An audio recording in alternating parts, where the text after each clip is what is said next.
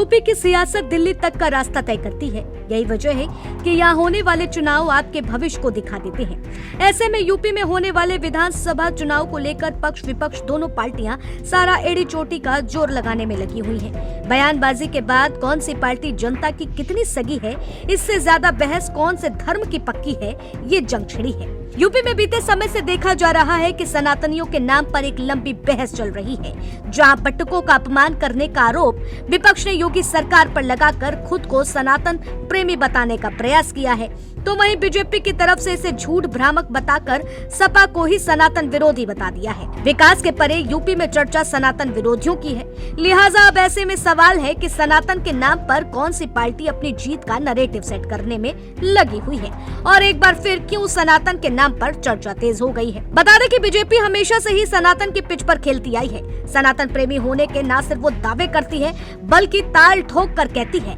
कि बीजेपी ही एकमात्र ऐसी पार्टी है जो सनातन के बारे में सोचती है, और अगर गलती से सनातन विरोधियां पार्टी आ गई तो देश का बेड़ा गर्क हो जाएगा, जो अब तक हमारी सरकार के आने से पहले होता रहा है। बीजेपी लगातार खुद को सनातन धर्म का रक्षक और संरक्षक बताती है। योगी आदित्यनाथ ने बार बार कहा है कि सनातन धर्म भारत का राष्ट्रीय धर्म है और उनकी सरकार ने अयोध्या, राम मंदिर, काशी, मथुरा, महाकुंभ जैसी व्यवस्थाओं के जरिए इसे मजबूत किया है। आजादी के बाद तो अनेक लोगों को सरकार बनाने का अवसर प्राप्त हुआ था, तमाम लोग आए गए, किसी ने आपकी आस्था के बारे में क्यों नहीं सोचा? क्योंकि उनके पास फुर्सत नहीं थी, तुष्टीकरण से फुर्सत नहीं थी, वोट बैंक से फुर्सत नहीं थी। मोदी जी आए, केंद्र में और राज्य में एक जैसी सरकार बनी, परिणाम क्या है? परिणाम है राम मंदिर का निर्माण हो गया है, और राम मंदिर का निर्माण हो गया है तो उत्तर प्रदेश वासियों को सुरक्षा की गारंटी और देशवासियों की आस्था की गारंटी अयोध्या ने पूरे देशवासियों को, पूरे सनातन धर्मावलंबियों को देती है। बहनों और भाइयों, ऐसे ही काशी में काशी विश्वनाथ धाम बन गया, महाकाल में महाकाल का महालोक बन गया है, उत्तराखंड में केदारपुरी में और बद्रीनाथपुरी में वहां पर भी भव्य धाम का निर्माण हो चुका है। ये तब होता है जब उसके बारे में सोचने वाली सरकारें होती हैं। जब सनातन की विरोधी सरकारें आएंगी तो वे तुष्टीकरण करेंगी, और आजादी के बाद कश्मीर की समस्या हो या नक्सलवाद की समस्या, ये जो भी समस्याएं दी गई हैं, इन्हीं लोगों ने दी हैं जिन्होंने तुष्टीकरण के नाम पर देश को बांटा। वहीं सपा भी इस बीच बीजेपी को घेरने का काम लगातार कर रही है और इस बार चुनाव में सनातन सनातन का गाना गाकर यूपी की सत्ता को जीतना चाह रही है। यही वजह है कि सपा अध्यक्ष अखिलेश यादव लगातार योगी सरकार पर हमलावर हैं और खुद को सनातन प्रेमी बताकर शंकराचार्य के साथ खड़े हो रहे हैं और योगी सरकार पर निशाना साध रहे हैं। बीजेपी पर सनातन का अपमान करने का आरोप तक लगा रहे हैं। और सतयुग से लेकर के कलयुग तक आप पूरी जानकारी कर लो, हमारे सनातन परंपरा कभी नहीं टूटी।